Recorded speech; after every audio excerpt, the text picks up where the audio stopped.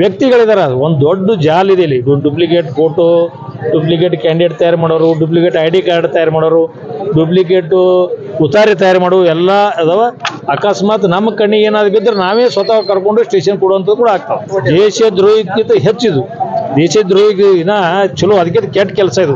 ಯಾಕಂದ್ರೆ ಎಲ್ಲಾನು ಮನುಷ್ಯ ನಾನು ಅಪ್ಪು ಪಟ್ಟಣ ಶೆಟ್ಟಿ ಅಂತೇಳಿ ಇನ್ನೊಬ್ಬ ಡೂಪ್ಲಿಕೇಟ್ ಮಾಡಿ ನಾನು ಆಸ್ತಿ ಮಾರ್ತಾರಂದ್ರೆ ಮತ್ತೆ ದೇಶದ್ರೋಹಿ ಚಟುವಟಿಕೆಯನ್ನೇ ಪರಿಗಣಿಸಬೇಕು.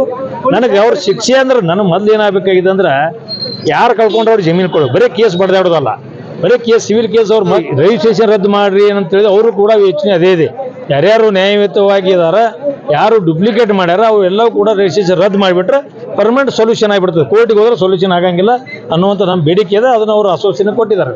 ಮುಂದಿನ ಸಲ ಇದು ದೊಡ್ಡ ಪ್ರಮಾಣದ ಹೋರಾಟ ಮಾಡ್ತೀವಿ. ಇವತ್ತು ನಾವೇನಾದರೂ ಮುಂದೆ ಭಾಳಷ್ಟು ಅದಾವೆ. ಯಾಕಂದ್ರೆ ಮುಂದೆ ಬಂದು ಕರೆ ಕೊಡಕ್ಕೆ ಬರ್ತದ, ಧರಣಿ ಸತ್ಯಾಗ್ರಹ ಮಾಡಕ್ಕೆ ಬರ್ತೈತಿ, ಆಮಾನ ಉಪವಾಸ ಕುಂಡ್ರಕ್ಕೆ ಬರ್ತಿದ್ವಿ. ಇನ್ನು ಭಾಳ ಹಂತದವು.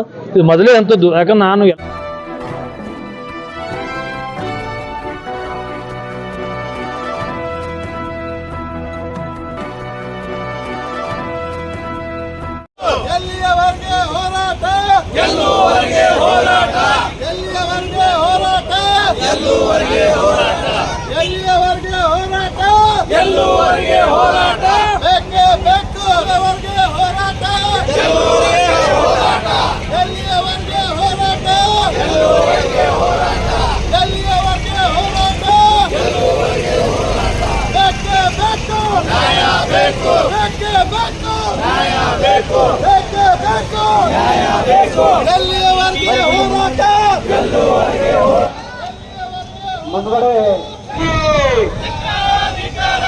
ವಿಜಯಪುರದಲ್ಲಿ ಭೂಮಾಫಿಯಾಗೆ ಅಕ್ರಮ ಭೂ ದಾಖಲೆ ಸೃಷ್ಟಿಸಿ ಜನರಿಗೆ ವಂಚನೆ ಮಾಡುತ್ತಿರುವ ಭೂಮಾಫಿಯಾಗೆ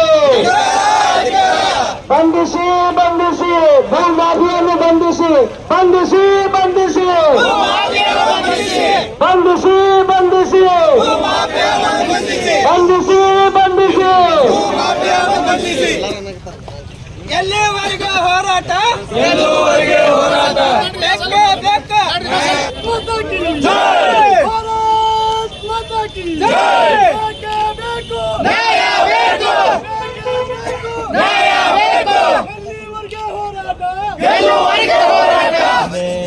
ಹಿಂದಿಯೊಳಗೆ ಪ್ರಕರಣ ಆಗಿದೆ, ಬಾಗಿಯೊಳಗೆ ಆಗಿದೆ, ಬೇರೆ ಬೇರೆ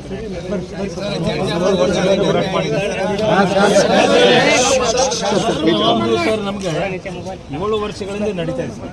7 ವರ್ಷಗಳಿಂದ ಸಬ್ ರಿಜಿಸ್ಟರ್ ಆಫೀಸಲ್ಲಿ ಫೋಟೋ ನೋಟ್ ಮಾಡಿದ್ವಿ. ಫೋಟೋಗಳು ಆಮೇಲೆ ಐಡೆಂಟಿ ಕಾರ್ಡ್ ಡೂಪ್ಲಿಕೇಟ್ ತಯಾರು ಮಾಡುವಂಥ ಕೇಂದ್ರಗಳು ಬಿಜಾಪುರದಲ್ಲಿ ಇದಾವೆ.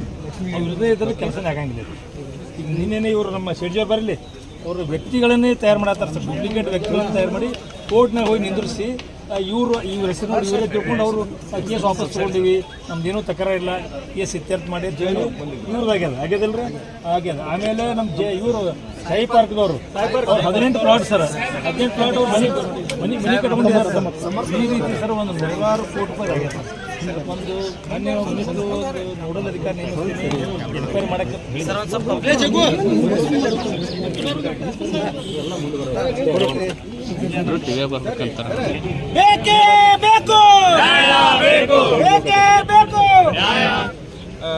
ಭೂ ದಾಖಲೆಗಳನ್ನು ನಕಲಿ ಸೃಷ್ಟಿ ಮಾಡಿ ಭಾಳಷ್ಟು ಜನರಿಗೆ ಅನ್ಯಾಯ ಆಗಿರೋದ್ರ ಬಗ್ಗೆ ಮಾಜಿ ಸಚಿವರಾದ ಶ್ರೀ ಪಟ್ಟಣ ಶೆಟ್ಟಿ ಅವರ ಅಧ್ಯಕ್ಷತೆಯಲ್ಲಿ ಸಾರ್ವಜನಿಕರು ನಮ್ಮ ಹತ್ರ ಮನವಿ ಕೊಟ್ಟಿದ್ದಾರೆ. ಸೊ ಇದ್ರ ಬಗ್ಗೆ ಈಗಾಗಲೇ ನಾವು ಚರ್ಚೆ ಮಾಡ್ತಾ ಇದ್ದೀವಿ. 2 ತಾಲೂಕುಗಳಲ್ಲಿ ಈ ಥರ ಕಂಪ್ಲೇಂಟ್ ಬಂದ ಮೇಲೆ ಅದ್ರ ಬಗ್ಗೆ ವಿಚಾರಣೆ ಮಾಡ್ತಾ ಇದ್ದೀವಿ. ಒಂದು ತಾಲೂಕಿನ ಸಬ್ ರಿಜಿಸ್ಟರ್ ಮೇಲೆ ಈಗಾಗಲೇ ಗೌರ್ಮೆಂಟ್ ಕೂಡ ನಾವು ಶಿಸ್ತು ಕ್ರಮಕ್ಕಾಗಿ ಪ್ರಸ್ತಾವನೆ ಸಲ್ಲಿಸಿದ್ದೀವಿ. ಮುಂದಿನ ದಿವಸಗಳಲ್ಲಿ ಈ ಥರ ಆಗಲದೇ ಇರುವುದನ್ನು ತಡೆ ಹಿಡಿಯೋಕ್ಕೆ ಪ್ರತಿಯೊಂದು ತಾಲೂಕಲ್ಲಿ ತಹಸೀಲ್ದಾರ್ ಅಧ್ಯಕ್ಷತೆಯಲ್ಲಿ ಒಂದು ಟಾಸ್ಕ್ ಫೋರ್ಸ್ ನೋಡಲ್ ಆಫೀಸರನ್ನು ಮಾಡಿ ಟಾಸ್ಕ್ ಫೋರ್ಸ್ ಮಾಡೋದು ಮತ್ತು ಕೇಂದ್ರ ಕಚೇರಿ ನನ್ನ DC ಆಫೀಸಲ್ಲಿ ಒಂದು ಸೆಲ್ ಮಾಡಿ ಈ ಥರ ಎಲ್ಲೆಲ್ಲಿ ಎಲ್ಲ ಸಮಸ್ಯೆ ಆಗಿದೋ ಆ ಒಂದು ಕಂಪ್ಲೇಂಟ್ಗಳನ್ನು ಕ್ರೋಢಿಸಿ ಮತ್ತು ಮುಂದಿನ ಕ್ರಮಕ್ಕಾಗಿ ಸರ್ಕಾರಕ್ಕೆ ಸಲ್ಲಿಸ್ತೀವಿ. ಯಾರೆಲ್ಲ ಕೋಟಿ ದಾಖಲೆ ಮುಖಾಂತರ ಈ ಥರ ರಿಜಿಸ್ಟ್ರೇಷನ್ ಮಾಡಿಕೊಂಡಿದ್ದಾರೋ ಅದನ್ನು ಕ್ಯಾನ್ಸಲ್ ಮಾಡೋಕ್ಕೆ ಕಾನೂನಿನಲ್ಲಿ ಅವಕಾಶ ಇರೋದ್ರ ಬಗ್ಗೆ ಕೂಡ ನಾವು ಸರ್ಕಾರಕ್ಕೆ ಇವತ್ತು ಭೂಮಾಫಿಯ ವಿರುದ್ಧ ಸಾರ್ವಜನಿಕ ಮತ್ತು ಎಲ್ಲ ಬಾಧಿತರು ಅಂದ್ರೆ ನೋಂದಾಯಿತರು ಏನು ನೊಂದಾರ ಇದರಿಂದ ತೊಂದರೆ ಆಗ್ಯದ ಅವ್ರನ್ನೆಲ್ಲ ಸೇರ್ಕೊಂಡು ಇವತ್ತು ಬೀದಿಗಿಳಿದು ಹೋರಾಟವನ್ನು ಮಾಡಿದ್ದೀವಿ. ಒಂದು ತಿಂಗಳ ಹಿಂದಿನ ನಾನು ಪ್ರೆಸ್ ಮೀಟ್ನಲ್ಲಿ ಹೇಳಿದ್ದೆ, ಒಂದು ತಿಂಗಳ ನಾವು ಜಿಲ್ಲಾಡಳಿತಕ್ಕೆ ಕಾಲಾವಕಾಶ ಕೊಡ್ತೀವಿ, ಕ್ರಮ ಆಗದೇ ಇದ್ದರೆ ಹೋರಾಟ ಮಾಡ್ತೀವಿ ಅನ್ನೋಂಥದ್ದು. ಈಗಾಗಲೇ ಮಾನ್ಯ ಜಿಲ್ಲಾಧಿಕಾರಿಗಳು ಅದನ್ನು ಸ್ಪಂದನೆ ಮಾಡಿದ್ದಾರೆ ಮತ್ತು ಸ್ವಲ್ಪ ಸಮಯ ತೊಗೊಂಡಾರ. ನಾನು ಒಂದು ವಿಶೇಷ ಒಂದು ತಂಡ ರಚನೆ ಮಾಡಿ ಒಂದು ನೋಡಲ್ ಅಧಿಕಾರಿ ನೇಮಿಸಿ ಆಯಾ ತಾಲೂಕುಗಳಲ್ಲಿ ಕೂಡ ನೋಡಲ್ ಅಧಿಕಾರಿ ನೇಮಿಸ್ತೀನಿ ಮತ್ತು ಎಲ್ಲ ಪ್ರಕರಣಗಳನ್ನು ಪ್ರತ್ಯೇಕವಾಗಿ ಪರಿಗಣಿಸಿ ಅವ್ರನ್ನ ರಿಜಿಸ್ಟ್ರೇಷನ್ ರದ್ದು ಮಾಡುವಂಥ ಒಂದು ಕ್ರಮ ತಗೋತೀನಿ ಅಂತ ಭರವಸೆ ಕೊಟ್ಟಿದ್ದಾರೆ. ಅದೇ ರಿಜಿಸ್ಟ್ರೇಷನ್ ರದ್ದು ಮಾಡ್ರಿ ಏನಂತ ಹೇಳಿದ್ರೆ ಅವರು ಕೂಡ ಯೋಚನೆ ಅದೇ ಇದೆ. ಯಾರ್ಯಾರು ನ್ಯಾಯಯುತವಾಗಿ ಇದ್ದಾರೆ, ಯಾರು ಡುಪ್ಲಿಕೇಟ್ ಮಾಡ್ಯಾರ ಅವು ಎಲ್ಲವೂ ಕೂಡ ರಿಜಿಸ್ಟ್ರೇಷನ್ ರದ್ದು ಮಾಡಿಬಿಟ್ರೆ ಪರ್ಮನೆಂಟ್ ಸೊಲ್ಯೂಷನ್ ಆಗಿಬಿಡ್ತದೆ. ಕೋರ್ಟಿಗೆ ಹೋದ್ರೆ ಸೊಲ್ಯೂಷನ್ ಆಗಂಗಿಲ್ಲ ಅನ್ನುವಂಥ ನಮ್ಮ ಬೇಡಿಕೆ ಇದೆ. ಅದನ್ನು ಅವರು ಆಶ್ವಾಸನೆ ಕೊಟ್ಟಿದ್ದಾರೆ. ಯಾರ ರಾಜಕಾರಣಿಗಳು ಇಲ್ಲ, ರಾಜಕಾರಣಿಗಳು ಅನ್ನೆಸೆಸರಿ ನಾನು ರಾಜಕೀಯ ಮಾತಾಡಕ್ಕೆ ಹೋಗಂಗಿಲ್ಲ. ವ್ಯಕ್ತಿಗಳಿದ್ದಾರೆ. ಒಂದು ದೊಡ್ಡ ಜಾಲ್ ಇದೆ ಇಲ್ಲಿ. ಡೂಪ್ಲಿಕೇಟ್ ಫೋಟೋ, ಡೂಪ್ಲಿಕೇಟ್ ಕ್ಯಾಂಡಿಡೇಟ್ ತಯಾರು ಮಾಡೋರು, ಡೂಪ್ಲಿಕೇಟ್ ID ಕಾರ್ಡ್ ತಯಾರು ಮಾಡೋರು, ಡೂಪ್ಲಿಕೇಟು ಉತಾರಿ ತಯಾರು ಮಾಡೋರು ಎಲ್ಲ ಅದಾವ. ಅಕಸ್ಮಾತ್ ನಮ್ಮ ಕಣ್ಣಿಗೆ ಏನಾದ್ರು ಬಿದ್ದರೆ ನಾವೇ ಸ್ವತಃ ಕರ್ಕೊಂಡು ಸ್ಟೇಷನ್ ಕೊಡುವಂಥದ್ದು ಕೂಡ ಆಗ್ತಾವೆ. ಸರ್, ಡೂಪ್ಲಿಕೇಟ್ ಆಧಾರ ಮತ್ತು duplicate voter ID card ready ಮಾಡಬೇಕಂದ್ರೆ ದೇಶದ್ರೋಹಿ ಚಟುವಟಿಕೆ, ದೇಶದ್ರೋಹಿಗಿಂತ ಹೆಚ್ಚಿದು. ದೇಶದ್ರೋಹಿಗಿನ ಚಲೋ, ಅದಕ್ಕೆ ಕೆಟ್ಟ ಕೆಲಸ ಇದು. ಯಾಕಂದ್ರೆ ಎಲ್ಲಾನು ಮನುಷ್ಯ ನಾನು ಅಪ್ಪು ಪಟ್ಟಣ ಸಿಟ್ಟಿರ್ತೇಳಿ ಇನ್ನೊಬ್ಬ ಡೂಪ್ಲಿಕೇಟ್ ಮಾಡಿ ನಾನು ಆಸ್ತಿ ಮಾರ್ತಾರಂದ್ರೆ ಮತ್ತೆ ದೇಶದ್ರೋಹಿ ಚಟುವಟಿಕೆಯನ್ನೇ ಪರಿಗಣಿಸಬೇಕು. ನನಗೆ ಅವ್ರ ಶಿಕ್ಷೆ ಅಂದ್ರೆ ನನಗೆ ಮೊದಲು ಏನಾಗಬೇಕಾಗಿದೆ ಅಂದ್ರೆ ಯಾರು ಕಳ್ಕೊಂಡ್ರೆ ಅವ್ರು ಜಮೀನು ಕೊಡು, ಬರೀ ಕೇಸ್ ಬಡ್ದಾಡೋದಲ್ಲ, ಬರೀ ಕೇಸ್ ಸಿವಿಲ್ ಕೇಸ್ ಅವ್ರ ಮಕ್ಕಳು ಮುದುಕರಾದ್ರು ಮುಗಿಯಂಗಿಲ್ಲ. ಇದು ಸಿವಿಲ್ ಕೇಸ್ ಗೊತ್ತು, ನನ್ನ ಕಡೆ ಭಾಳಷ್ಟು ಸಿವಿಲ್ ಕೇಸ್ಗಳದಾವ, ಅವು ಜಲ್ದಿ ಮುಗಿಯಂಗಿಲ್ಲ. ಅದಕ್ಕೆ ನಂದು ವಿನಂತಿ ಅನ್ನೋದು ಯಾವ ಪ್ರಕರಣಕ್ಕೆ ದಾಖಲಾಗ್ಯಾವ ಅವ್ನು ಕೋರ್ಟ್ನಾಗ ತೆಗ್ಕೋರಿ, ತಗೊಂಡು ಅವರು ರಿಜಿಸ್ಟ್ರೇಷನ್ ರದ್ದು ಮಾಡಿಬಿಟ್ರೆ ಮಾಲಕರಿಗೆ ಸಿಕ್ಬಿಡ್ತದ. ಇದು ಏನಾಗ್ಬಿಟ್ಟದ ಅಂದ್ರೆ ಬಿಜಾಪುರ ಗಟ್ಟಿ ಸೀಮಿತ ಇತ್ತು, ಇದು ಜಿಲ್ಲೆ ವ್ಯಾಪಿಸ್ಬಿಟ್ಟದ. ಇವತ್ತು ಇದು ಜಿಲ್ಲೆ ವ್ಯಾಪಿಸ್ಬಿಟ್ಟದ. ಮತ್ತು ಇಂಡಿ, ಬಾಗೇವಾಡಿ ಬೇರೆ ಬೇರೆ ಕಡೆ ಇರ್ತದೆ. ಅಕಸ್ಮಾತ್ ಹಿಂಗೆ ಲೂಸ್ ಬಿಟ್ರೆ ಇಡೀ ಜಿಲ್ಲೆನೇ ಇವತ್ತು ಕೊಳ್ಳಿ ಹೊಡೆಯುವಂಥದ್ದಾಗ್ತದೆ. ಅದಕ್ಕೆ ತಕ್ಷಣನೇ ಸೂಕ್ತವಾದ ಕ್ರಮ ತಗೊಂಡು ತಡೆಗಟ್ಟಬೇಕು.